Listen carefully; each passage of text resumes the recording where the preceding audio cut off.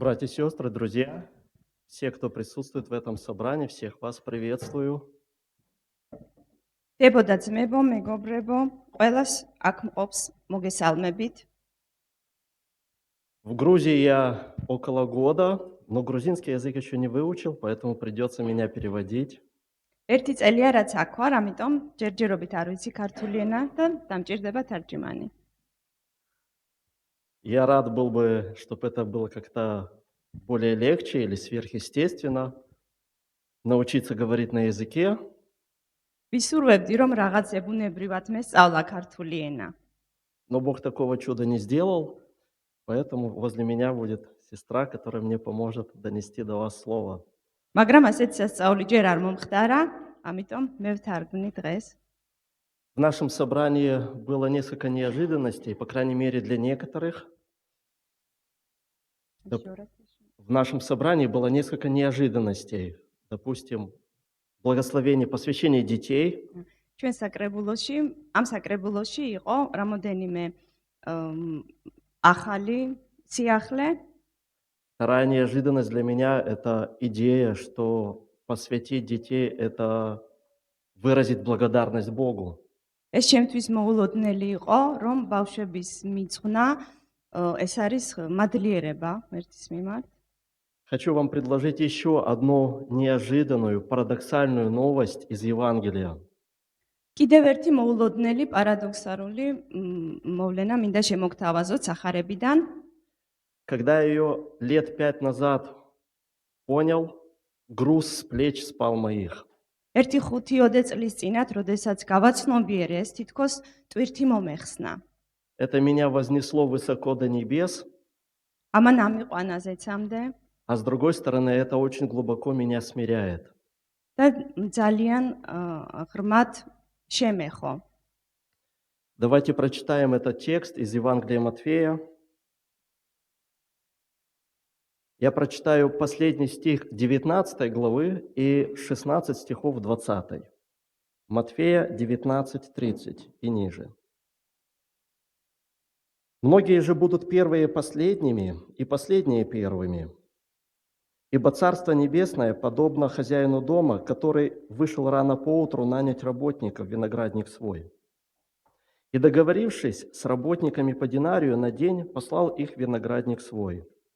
Выйдя около 3 часа, он увидел других, стоящих на торжище праздно, и им сказал: идите и вы, виноградник мой, и что следовать будет, дам вам. Они пошли. Опять, выйдя около 6 и 9 часа, сделал то же. Наконец, выйдя около 11 часа, он нашел других, стоящих праздно, и говорит им: что вы стоите здесь целый день праздно? Они говорят ему: никто нас не нанял. Он говорит им: идите и вы, виноградник мой, и что следовать будет, получите. Когда же наступил вечер, говорит господин виноградника управителю своему: позови работников и отдай им плату, начав с последних до первых. И пришедшие около 11 часа получили по динарию. Пришедшие же первыми подумали, что они получат больше, но получили и они по динарию. И, получив, стали роптать на хозяина дома и говорили: эти последние работали 1 час, и ты сравнял их с нами, перенесшими тягость дня и зной. Он же в ответ сказал одному из них: друг, я не обижаю тебя. Не за динарий ли ты договорился со мною? Возьми свое и пойди. Я же хочу дать этому последнему то же, что и тебе. Разве я не властен в своем делать, что хочу? Или глаз твой завистлив от того, что я добр? Так будут последние первыми и первые последними, ибо много званых, а мало избранных». კითხულობ მათე სახარების 19 მუხლის 19 თავის ბოლო მუხლს. მაგრამ ბევრი პირველნი უკანასკნელი იქნებიან, ხოლო უკანასკნელი პირველნი. და მე-20 თავიდან პირველი მუხლიდან მე-16-ს ჩათვლით. ვინაიდან ცათა სასუფეველი წააგავს ადამიანს სახლის პატრონს, რომელიც დილადრიან გავიდა თავის ვენახში მუშაკთა დასაქირავებლად. მუშაკებს დღეში თითო დინარად მოურიგდა და გაისტუმრა თავის ვენახში. მესამე საათი იქნებოდა, რომ გავიდა და დაინახა სხვები, ბაზარში უქმად მდგარნი. უთხრა მათ, წადით, თქვენს ჩემს ვენახში და რაც გერგებათ მოგცემთო. და ისინი წავიდნენ. კიდევ გავიდა მე-6 და მე-9 საათზე და ასევე მოიქცა. გავიდა მე-11 საათზე, ნახა სხვა უქმად მდგომნი და უთხრა მათ, რატომ დგახართ აქ მთელ დღეს უქმად? უთხრეს მას, იმიტომ რომ არავინ დაგვიქირავა. უთხრა მათ, წადით ვენახში და რაც გერგებათ მოგცემთ. რომ მოსაღამოვდა ვენახის პატრონმა უთხრა თავის მოურავს. დაუძახე მუშაკებს და გადაუხადე ქირა, უკანასკნელიდან პირველამდე. მივიდნენ მე-11 საათზე დაქირავებულნი და მიიღეს თითო დინარი. პირველ მოსულებმა იფიქრეს, მეც მივიღებთო, მაგრამ იმათაც თითო დინარი მიიღეს. როცა მიიღეს, ბუზღუნი დაიწყეს სახლის პატრონს. ამბობდნენ, ამ უკანასკნელებმა მხოლოდ 1 საათი წაიმუშავეს და ისინი ჩვენ გაგვიტოლე, ვინც დღის სიმძიმე და სიცხე დავითმინეთ. მან კი მიუგო ერთ მათგანს და უთხრა, მეგობარო, არ გაწყენინებ, განა დინარად არ მოგირიგდი? აიღე შენი გასამჯელო და წადი. მე კი მინდა ამ უკანასკნელსაც იგივე მივცე, რაც შენ. არა მაქვს უფლება, რომ ჩემი კუთვნილი, ჩემი ნებისამებრ განვაგო, იქნებ შენს თვალს შურს კეთილი რო ვარ. ასე იქნებიან უკანასკნელი პირველნი და პირველნი უკანასკნელნი. ვინაიდან წვეული ბევრია, ჩვეული კი ცოტა. Притча начинается словами «Царство небесное подобно». იგავი იწყება სიტყვებით, ცათა სასუფეველი წააგავს. То есть Иисус рассказывает о том, как устроено Царство Божие, по каким принципам оно работает. ანუ იესო აგვიღწევს თუ როგორ არის ორგანიზებული მისი სამეფო და რა პრინციპებით მართავს იგი მას. И приводится несколько действующих лиц. და მოყვანილია რამოდენიმე პერსონაჟი, Владелец виноградника, ვენახის პატრონი, управитель, он Не. упоминается вскользь, მნე ან გამგებელი и несколько групп рабочих, და რამოდენიმე ჯგუფი მუშაკების, которые отличаются тем, что работали разное количество времени. რომლებიც იმით განსხვავდებიან, რომ სხვადასხვა დროით იმუშავეს ამ ვენახში. Иногда этих работников сравнивают с верующими с разным стажем служения Богу. ხანდახან ამ მუშაკებს ადარებენ ადამიანებს, რომლებიც ეკლესიაში სხვადასხვა დროით მსახურებენ. Кто-то недавно пришел к Богу, ვიღაც ეხლახან მოვიდა ღმერთთან, кто-то десятки лет уже трудится в церкви, ვიღაც უკვე ათეული წელია მსახურობს. а кто-то всю жизнь посвятил свою Богу. ვიღაცამ კი მთელი სიცოცხლე მიუძღვნა უფალს.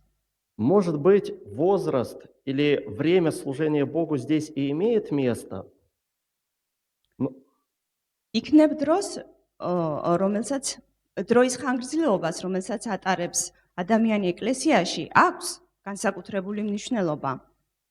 но, как мы увидим чуть позже, что не годы играют здесь ключевую роль.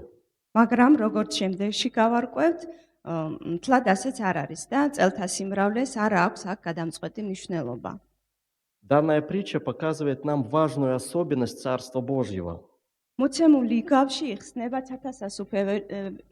ცათა სასუფევლის განსაკუთრებული Данная притча показывает нам важную особенность Царства Божьего. ეს იგავი გვიხსნის ჩვენ განსაკუთრებულ მნიშვნელობას ცათა სასუფევლის. Показывает, по каким принципам Бог строит отношения с нами. და აგვიხსენს თუ რა პრინციპებით აგებს უფალი ურთიერთობას ჩვენთან. С теми, кто трудится в Его церкви. ჩვენთან, ვინც ეკლესიაში მსახურობს. Поэтому данная притча сегодня актуальна также и для нас. ამიტომ ეს იგავი ჩვენთვის დღეს ძალიან აქტუალურია. Те, кто в церкви совершает служение Богу. იმათვის, ვინც მსახურობს ეკლესიაში. Эта притча о нас с вами. ეს იგავი არის თქვენზე და ჩემზე. Давайте посмотрим на нее в 3 этапа. მოდით განვიხილოთ ის 3 ეტაპად. Первый, во-первых, природа зависти. პირველი ეს არის შურის ბუნება, Во-вторых, последствия зависти. მეორე არის შურის შედეგები И третье, причина происходящего. და მესამე არის მომხდარის მიზეზი. Природа, последствия и причина. ბუნება, შედეგები და მიზეზი. Даже если читаешь эту притчу в первый раз, можно заметить, что причина конфликта – зависть. თუნდაც პირველად წაიკითხოთ ეს იგავი, შესამჩნევია, რომ კონფლიქტის მიზეზი არის შური. В 15 стихе мы прочитали, как господин виноградника говорит, «Или глаз твой завистлив от того, что я добр». მე-15 მუხლში წავიკითხეთ, როდესაც ვენახის მეპატრონი ამბობს, რომ ნუ თუ შენი თვალი შენს თვალს შურს, კეთილი რო ვარ, Здесь открывается нам суть зависти. აქ იხსნება შურის არსი. Завистливому человеку плохо не от того, что кто-то делает плохо. შურიანი ადამიანს ცუდად მაშინ კი არ არის, როდესაც ვიღაცა სიკეთეს აკეთებს. Завистливому человеку плохо от того, что кто-то делает хорошо, но не ему. მაგრამ ის ცუდად ხდება მაშინ, როდესაც вიღაცა აკეთებს სიკეთეს, ოღონდ არა მის მიმართ.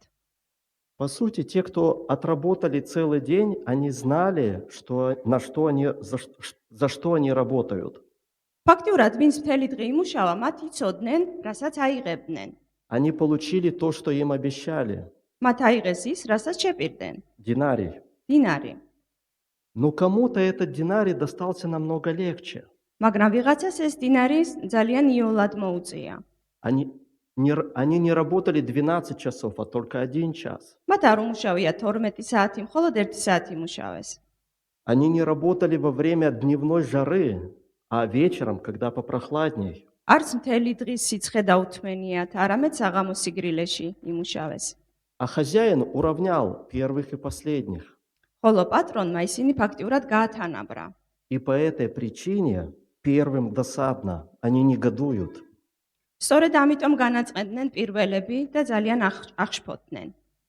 Григорий Низкий по этому поводу писал: გრიგოლი ნოსელი ამ თემაზე წერდა. «Зависть – это злорадство при чужом благе». შური არის ბოროტი სიხარული სხვისი სიკეთით. Она есть печаль о том, что другой имеет добро. ეს არის მწუხარება სხვისი სიკეთის გამო. У кого-то есть что-то доброе, а мне плохо. ვიღაცას აქვს რაღაც სიკეთე, მაგრამ მე ცუდად ვარ. Плохо не потому, что я чего-то не имею, а потому, что у него есть добро. მე იმიტომ კი არ ვარ ცუდად, რომ еще раз. Плохо не от того, что у меня чего-то нет, а от того, что у იმის გამო კი другого არ ვარ есть. ცუდად, რომ მე რაღაც არ მაქვს, არამედ იმის გამო, რომ იმას აქვს რაღაც სიკეთე. А наш современник выразился так: ხოლო ჩვენმა თანამედროვემ ასე გამოხატა ეს აზრი. кажется, люди больше страдают не от того, что живут плохо, გონია რომ ადამიანები გაბოროტებული არიან არა იმის გამო, რომ ცუდად ცხოვრობენ, а от того, что соседи живут лучше. არამედ იმის გამო, რომ მეზობლები ცხოვრობენ უკეთესად. Когда мы завидуем, мы оцениваем свое благо не по его внутреннему качеству, როდესაც ჩვენ გშურს, ჩვენ არ განვიხილავთ სიკეთეს მისი შინაგანი არსით. мы делаем оценку, сравнивая свое благо с благом другого. არამედ ვატარებთ საკუთარ სიკეთეს სხვის სიკეთეებს. Ведь те, которые работали весь день, они получили то, на что рассчитывали.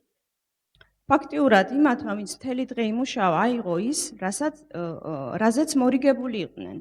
И все было хорошо, пока они не увидели, сколько дали последним.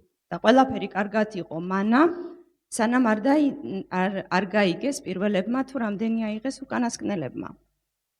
Здесь интересно такое наблюдение, что Иисус говорит: «Глаз твой завистлив». აქ საინტერესოა ესეთი გამოთქმა, რომ ნუ თუ შენს თვალს შურს, კეთილი რო ვარ. Не сердце, а глаз. აქ არ ანათქვამი გულსო, არამედ თვალსო. Потому что начало мне плохо быть, когда я увидел что-то и сравнил с собой. რადგან ცუდად გავხდი მაშინ, როდესაც დავინახე და შევადარე. Одного мальчика пригласили на день рождения. ერთხელ ერთი პატარა ბიჭუნა მიიწვიეს დაბადების დღეზე. И он пошел в гости вместе со своей мамой. იგი თავის დედასთან ერთად წავიდა. Когда они и другие приглашенные пришли в комнату, все были удивлены. ყველა, როდესაც შევიდა ამ სადღესასწაულო ოთახში, ყველა გაოცებული იყო. С потолка свисали цветные ленточки.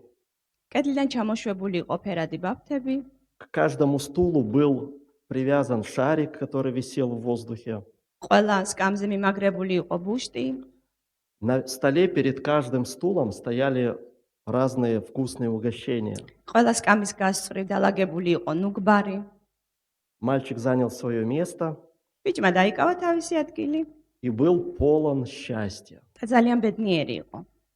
Но в какой-то момент его взгляд упал на девочку, именинницу. მაგრამ რაღაც მომენტში თვალი გაექცა იუბილარისკენ.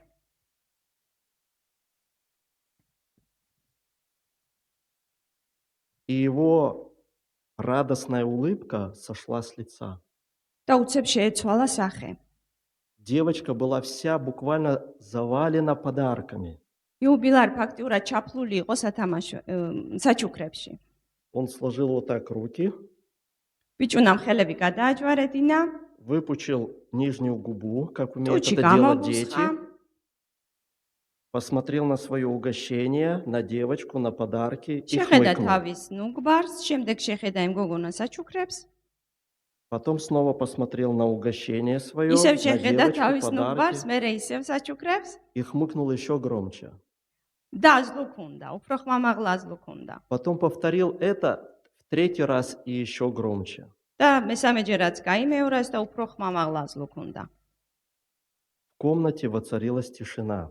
უცებ სიჩუმე ჩამოდგა ოთახში. Праздник был на грани срыва. დღესასწაული ჩაშლის პირას იყო. И к мальчику тут подошла его мама. უცებ დედა მივიდა ბიჭუნასთან. Она ему сказала: «Дорогой, сегодня мы празднуем не твой день рождения. საყვარელო, დღეს შენი დაბადების დღეს არ აღნიშნავთ. И на празднике главный не ты. და ამ დღესასწაულზე შენ არ ახარ მთავარი. Давай порадуемся за эту девочку». მოდი ერთად გავიხაროთ ამ პატარა გოგონასთან ერთად.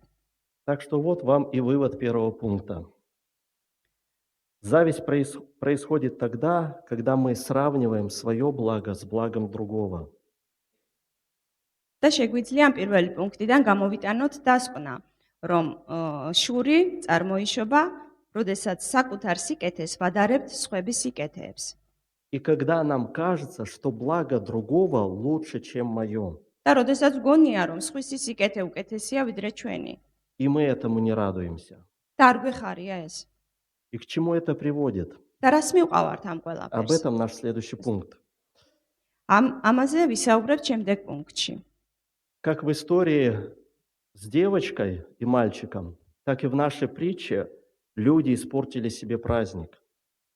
როგორც ამ ისტორიაში, ამ გოგოს და ბიჭის ისტორიაში, ასევე იგავშიც ადამიანებმა გააფუჭეს დღესასწაული. Что означало для той культуры получить утром работу? რას ნიშნავდა იმ კულტურაში, როდესაც ეს იგავი დაიწერა, დღიური სამსახური? Тогда существовала не месячная оплата труда и платили не за неделю, а за один день. Отработал, вечером получил. მაშინ არ არსებობდა ყოველთვიური სამსახური, გადახდის გრაფიკი. ადამიანი მუშაობდა დღიურად და ხელფასსაც ღებულობდა დღიურად. И если человека сегодня наняли на работу, это означало, что он домой пойдет с динарием, дома будет что кушать. ადამიანი თუ დღიურად დაიქირავდნენ ადამიანს, ცნობილი იყო, რომ ის სახლში მივიდოდა ხელდამშვენებული. Его встретят его детки с радостью, что папа что-то принес домой. მთელი ოჯახი სიხარულით შეეგებება, რომ мама მოიტანა საზრდო სახლში. А те, кто не получили работу, они стояли до последнего на торжище. მაგრამ ვინც არ დაიქირავეს, იგინი დაღამებამდე, გვიანამდე იდგნენ. Ведь как идти с пустыми руками домой? ვინაიდან როგორ წავიდნენ სახლში цариელი ხელით, ხელцариელი. Что кушать будет семья? რა შეჭამს ოჯახი? Вот почему мы читаем, что люди стояли до глубокого вечера. სწორედ ამიტომ ვკითხულობთ, რომ ადამიანები გვიან ღამემდე იდგნენ და ელოდნენ თუ ვინ დაიქირავებდა. В надежде, что, может быть, хоть кто-то в конце дня их наймет на работу. იმ იმედით, რომ ვიღაც აიყვანდა მათ სამსახურში. И здесь люди, кто получил работу с самого утра, уже предвкушали, как они пойдут домой, и дома вечером будет маленький праздник. და ვინც მთელი დღე იმუშავა, უკვე ელოდა, როდის აიღებს თავის გასამრჯელოს და წავა ოჯახში გახარებული და ხელდამშვენებული. Семья соберется вместе за ужином, и они вместе порадуются. ოჯახი შეიკრიბება სავახშმოთ და ერთად იმხიარულებენ. Но вдруг досада, огорчение. მაგრამ უცებ ყველაფერი შეიცვალა. Кому-то повезло больше, чем им. ვიღაცას უფრო მეტად გაუმართლა ვიდრე მათ. И уже заработанный динарий не радует. და ეს გამომუშავებული დინარი მათთვის აღარ არის სიხარულის მომტანი. И вот что еще удивительно. და რა არის კიდე უფრო გასაკვირი? Хозяин сам провоцирует конфликт. რომ თვითონ პატრონი უწევს პროვოცირებას ამ ყველაფერს. Он сознательно устанавливает очередность оплаты. Начни с последних до первых. მან სპეციალურად უთხრა მნეს, რომ ჯერ გადაუხადე უკანასკნელს და ასე მიყევი. Неужели он не понимает, что конфликт будет? ნუ თუ ის ვერ ხვდებოდა, რომ ეს ყველაფერი კონფლიქტს გამოიწვევდა. Ну, рассчитай первых и отпусти их. И они не увидят, что ты дашь последним. გადაუხადე პირველად მოსულს და ის ვერ დაინახავს, რამდენი აიღო უკანასკნელმა. И если земные хозяева не всегда могут предвидеть какую-то опасность, თუ ამ დედამიწაზე ბატონებს არ შეუძლიათ, რომ ეს ყველაფერი წინასწარ გათვალონ, то наш Небесный Господин уж точно знает, предвидит наперед, как будут люди реагировать. ჩვენს ეციერ მამას ხომ ყველაფერი წინასწარ შეუძლია, რომ განჭრიტოს. И все же идет на это. მაგრამ ის მაინც მიდის ამაზე. И тут началось зависть к последним, ропот на хозяина, и сегодняшний праздник не праздник. და ამას მოყვა ის, რომ პირველები ში გამოიწვია შური, ისინი აწოწოდნენ, დაეწყეს დრტვინვა მე პატრონის მიმართ და ეს დღესასწაულიც ჩაიშალა რა, აღარ არის უკვე სიხარული. То есть зависть портит отношения между людьми и Богом и отравляет им лично жизнь. ანუ შური ანგრევს ურთიერთობებს ადამიანებს შორის, ადამიანსა და ღმერთს შორის და თვითონ ადამიანს უწამლავს სიცოცხლეს. С молодых лет мне очень не хотелось быть предметом зависти. ახალგაზრდობიდანვე არასოდეს მინდოდა, რომ ვიღაცის შურის ობიექტი გამხდარიყავი. Когда учился в университете, один из моих одногруппников как-то мне признался. როდესაც უნივერსიტეტში ვსწავლობდი, ერთმა თანაკურსელი გამომიტყდა. Как-то между ребятами в мое отсутствие произошел такой разговор. რომ ჩემი არ ყოფნის დროს მათ შორის იყო შედგა ასეთი საუბარი. Куратор нашей группы говорит присутствующим: ჩვენი ჯგუფის კურატორი амბობს, ეუბნება მათ. Видно, что-то есть. Это რაღაც ნამდვილად არსებობს. он говорил о том, что видно есть Бог. ის ამბობდა, რომ ესე იგი ღმერთი ნამდვილად არსებობსო. А дальше пояснил. ხოლო შემდეგ განმარტა. Слава на свои сходки ходит. Слава это вы. Да. რომ ის თავის შეკრებებზე დადისო. Это он на их жаргоне так называл молодежные вечера по изучению Библии. თავის ჟარგონზე ის ასე უწოდებდა იმ შეკრებებს, როდესაც ესენი განიხილავდნენ ბიბლიურ მუხლებს.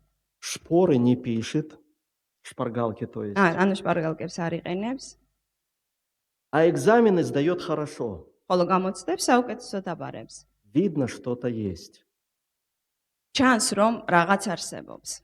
Мне, конечно, было приятно, что люди таким образом задумываются о Боге. რა თქმა უნდა, ძალიან მე სიამოვნა, რომ ამის გამო ისინი მაინც დაფიქრდნენ ღმერთის შესახებ. Но в сердце закрадывалась какая-то боязнь от того, что мне могут начать завидовать.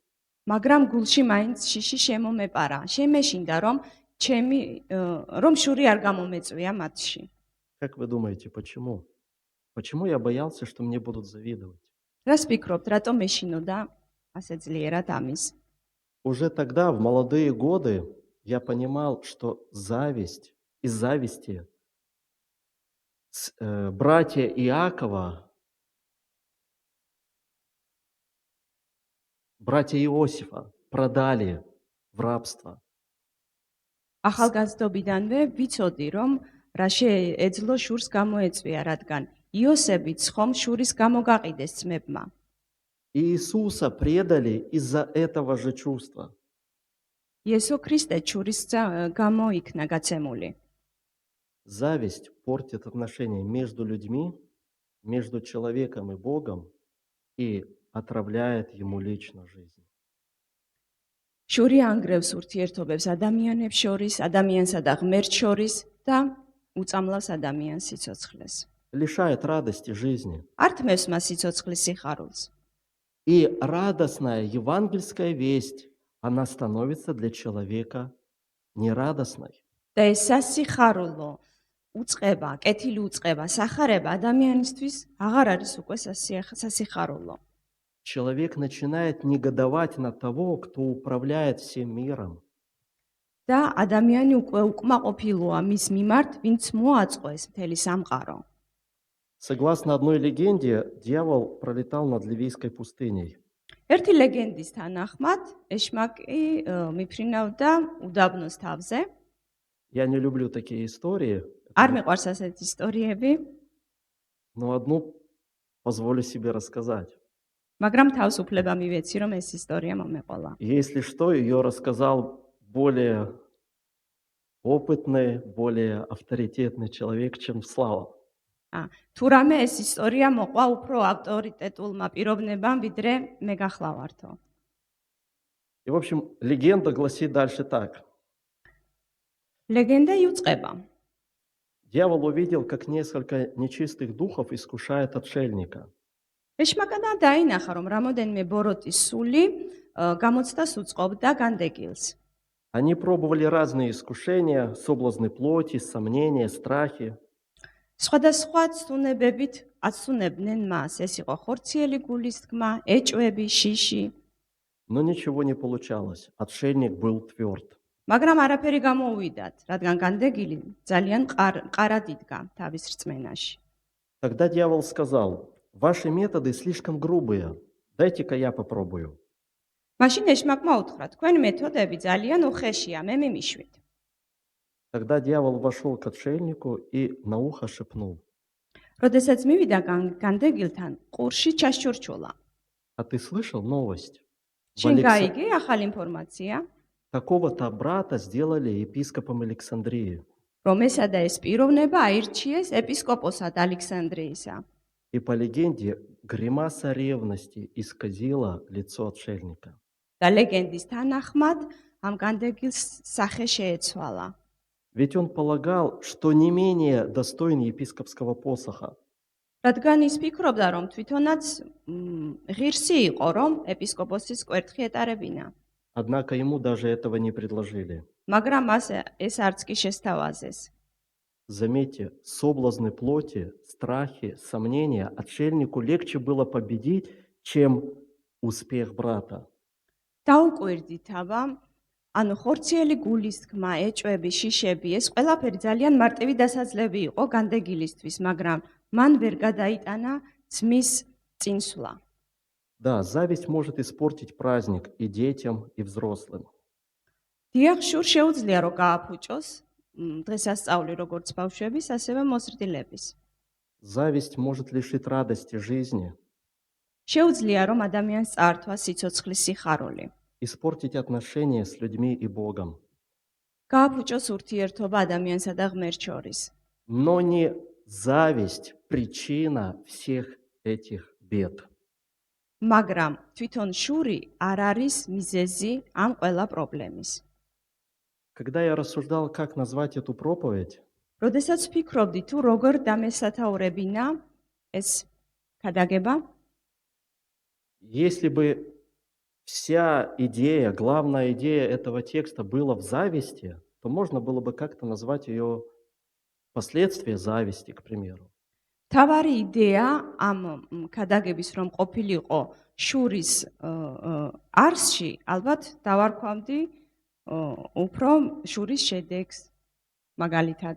Но причина всех описанных здесь бед, всех конфликтов кроется гораздо глубже. მაგრამ აქ აღწერილი ყველა კონფლიქტის მიზეზი უფრო სიღრმისეულშია. И она нам показана в Евангелии, но только в предыдущей главе. და ეს მიზეზი მოცემული არის სახარებაში. Прочитанная нами притча обрамлена, взята как бы в рамку двумя такими стихами. Ибо первые будут последними, а последние первыми. ეს იგავი თითქოს შემოსაზღვრულია ამ სიტყვებით, რომ უკანასკნელები იქნებიან პირველები და პირველები უკანასკნელები. Если вы помните, мы прочитали последний стих предыдущей главы, 19. თუ გახსოვთ, მე-19 თავის ბოლო მუხლი წავიკითხეთ, 20. И если вы сейчас на него посмотрите, он очень похож на тот, которым мы закончили, на 16 стих 20 главы. და თუ დააკვირდებით, ეს მუხლი ძალიან გავს მე-20 თავის მე-16 მუხლს. С той лишь დავამთავრეთ. С той лишь разницей, что Христос переставляет слова зеркально. ხოლო ერთადერთია განსხვავება, რომ იესომ შეუცვალა აქ სარკისებურად სიტყვებს ადგილი. То есть это один смысловой отрывок. ეს არის აზრობრივად ერთი აზრის მატარებელია ეს მუხლი. И глава начинается словом «ибо», потому что. და თავი იწყება სიტყვით, ვინაიდან, რადგან. То есть идет связь с предыдущей главой. ანუ ხდება კავშირი წინა თავთან. А там, в 19 главе, Матфей описывает историю с юношей, который задает Иисусу вопрос. ხოლო მე-19 თავის დასაწყისში აღწერილია ახალგაზრდას ისტორია, რომელმაც კითხვა დაუსვა იესოს. Что сделать мне доброго, чтобы войти в жизнь, наследовать жизнь вечную? რა გავაკეთო? კეთილი, რომ დავიმკვიდროთ სათასასუფეველი. А потом еще вопрос учеников. Мы последовали за тобой, что будет нам? შემდეგ მოწაფეები უსვამენ კითხვას. ჩვენ ყველაფერი მივატოვეთ და რას მივიღებთ ამისთვის? И в ответ на все это происходящее Иисус рассказывает притчу. და ყველა ამ მოვლენისა პასუხოთ იესო ყვება ამ იგავს. Юноша собирается в Царство Небесное, в жизнь вечную, благодаря тому, что он что-то сделает здесь доброе. ეს ახალგაზრდა ყმაწვილი აპირებს სათასასუფეველში შესვლას თავისი კეთილი საქმეების იმედად. С надеждой на свои заслуги. მას თავისი კეთილი საქმეების იმედი აქვს. Он олицетворяет тех первых, которые станут последними. ის განასახიერებს იმ პირველებს, რომლებიც უკანასკნელები აღმოჩნდნენ. Юноша думает войти в небо, сделав что-то доброе. ეს ახალგაზრდა ფიქრობს ეცაში შევიდეს კეთილი საქმეების კეთებით. Но правда в том, что в небо ведут не наша добродетель, а личность. მაგრამ სიმართლე იმაშია, რომ სათასასუფეველში ვერ შეგვიყვანს ჩვენი კეთილი საქმეები, არამედ პიროვნება. Нужно задаться не вопросом, что сделать мне доброго, а последовать за Иисусом. კითხვაზე კი არ უნდა დავსვათ, რომ რა გავაკეთო, арамედ მივყვეთ იესოს. Много лет назад проводилась конференция среди ученых, главной темой которой было, что делает христианство уникальным среди других религий. მრავალი წლის წინათ შედგა ასეთი რომელიც შეისწავლიდნენ, რომელზეც მონაწილეობდნენ სხვადასხვა რელიგიის წარმომადგენლები. Было предложено несколько разных вариантов ответа, и они были отвергнуты. და კითხვა იყო ასეთი, რომ რით არის უნიკალური ქრისტიანული რწმენა? В какой-то момент в зал вошел христианский писатель Клайв Льюис. და ერთ მომენტში დარბაზში შემოვიდა ქრისტიანი მწერალი კლავ ლუისი. И спросил, из-за чего весь этот шум. და იკითხა, რის გამო ასეთი აჟიოტაჟი? Ему сказали, что они рассуждают, в чем уникальность христианской веры. მათ უპასუხეს, რომ ჩვენ განვიხილავთ თუ რაში მდგომარეობს ქრისტიანული რწმენის უნიკალურობა. Льюис ответил, очень просто, это благодать. ლუისმა უპასუხა, ეს ხომ მარტივია, მადლი, ეს მადლია. В зале воцарилась тишина, დარბაზში სიჩუმე ჩამოდგა. а затем собравшиеся признали, что Льюис прав. და ყველა შეკრებილმა აღიარა, რომ ლუისი მართალია. Любая другая религия заявляет в той или иной форме, что человек должен заслужить благоволение богов. ყველა სხვა რელიგია ამა თუ იმ ფორმით აღიარებს, რომ ადამიანმა უნდა დაიმსახუროს სათასასწრებელი. И только христианство говорит о том, что уже все сделано. მხოლოდ და მხოლოდ ქრისტიანობა ამბობს, რომ ყველაფერი უკვე გაკეთებულია. Потому что сам Бог пришел в этот мир и сделал то, что сделать мы должны были, но не смогли. ვინაიდან თვითონ ღმერთი მოვიდა დედამიწაზე და გააკეთა ის, რისი გაკეთებაც ჩვენ ვერ შევძელით. Есть история о том, как одна мама наставляла своего сына быть честным, добрым, получить образование, делать добро людям. არის ასეთი ისტორია, რომ დედა ასწავლიდა მოძღვრავდა თავის შვილს, რომ იყავი კეთილი, პატიოსანი, ისწავლე. Прошли годы, он отучился, стал работать врачом. გაიზარდა ეს ახალგაზრდა, ისწავლა მართლაც, გახდა ექიმი.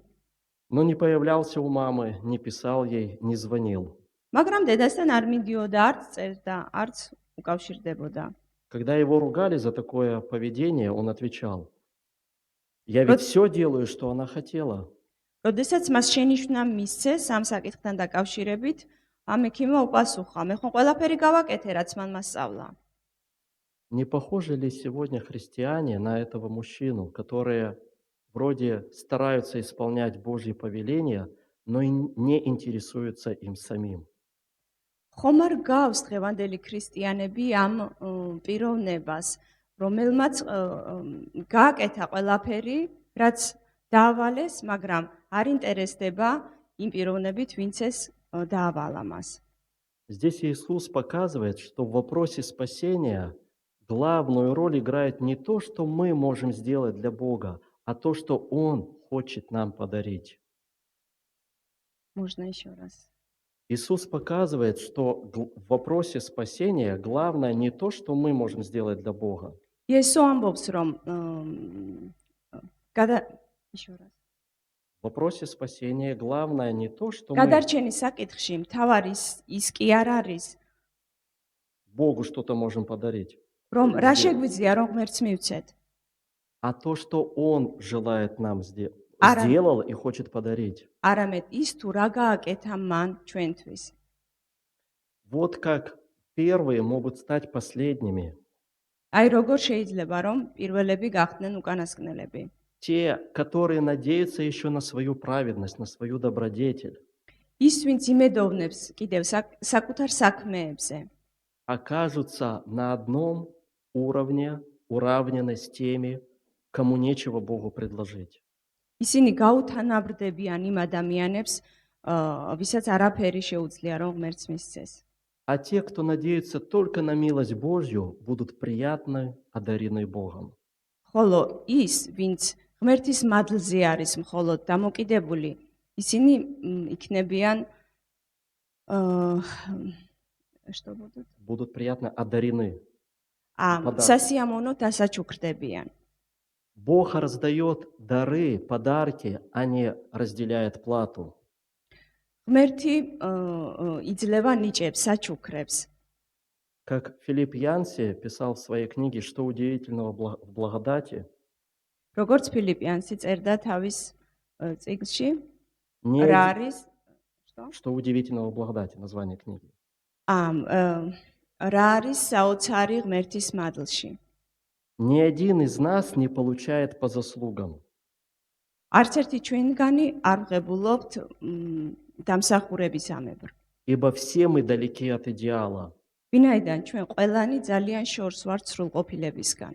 Если с каждым рассчитывались по справедливости, ад давно бы переполнился. ყველას რომ ეძლეოდეს დამსახურებისამებრ, მაშინ ჯოჯოხეთი გადავსებული იქნებოდა.